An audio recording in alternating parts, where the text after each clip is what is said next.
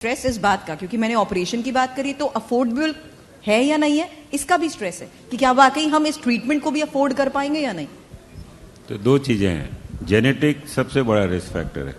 इन families में अगर heart attack या स्ट्रोक की हिस्ट्री है तो नेक्स्ट जनरेशन में काफ़ी चांस है कि ये होगा, और होगा भी नहीं 10 साल पहले होगा।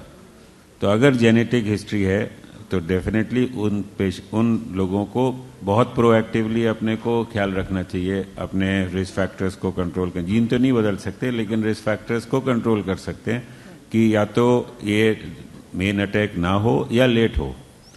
एक तो ये चीज़ है, और दूसरी चीज़ ये है कि अगर जेनेटिक्स हैं तो बेटर है कि अगर आपको है मतलब बीमारी, तो अगर आपका बच्चा 15 साल 20 साल का है तो उसको भी एक बार चेक, उसके भी रिस्क फैक्टर्स चेक कराने चाहिए। ये तो एक है। दूसरा, जो अफोर्डेबिलिटी ऑफ ट्रीटमेंट है, अगर हम पहले से प्रिवेंशन करें तो अफोर्डेबिलिटी तो सबकी है।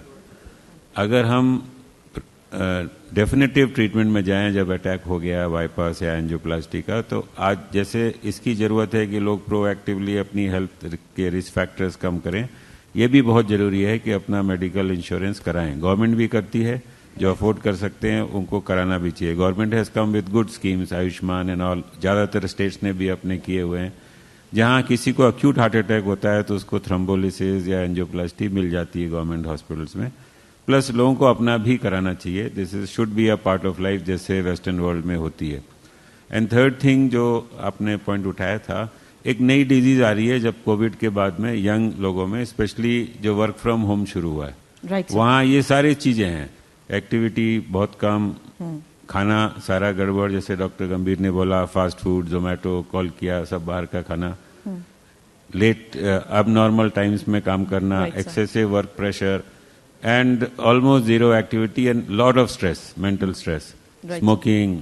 ये एक नया, आप अगर देखोगे तो 5, 6, 8 साल बाद ये एक नया एक ग्रुप ऑफ पीपल हो गए who will have very young heart attack, strokes, multiple problems, depression, and this is where one needs to concentrate, because ये एक नया ग्रुप है, यंग तो है ही, प्लस ये एक नया ग्रुप है जिसमें नई तरीके की बीमारियां आएंगी। डॉक्टर खन्ना, एक सवाल आपसे ही वापस कर रही हूँ। एक स्ट्रेस इस बात का भी हो जाता है कि अगर दवाई शुरू हुई तो लंबी चलेगी, जिंदगी भर चलेगी, अब तो हमेशा के लिए खानी पड़ेगी, चाहे वो बीपी हो या दिल से जुड़ी किसी भी बीमारी को। ये बहुत हद तक ट्रू नहीं है। ओके। कि ये भी एक मिथ है कि ब्लड प्रेशर की दवा शुरू हो गई, कोई मोटा है या डायबिटीज है तो जिंदगी भर चलेगी। अगर वो इसके साथ सहारा लेके अपनी लाइफस्टाइल चेंज करता है तो दवा की या तो मतलब डोज बहुत कम हो जाएगी या बहुत बार जरूरत भी नहीं पड़ती है। बट इस डर से कि ये जिंदगी भर दवा चलेगी, दवा ना खाना, ये सबसे डेंजरस है।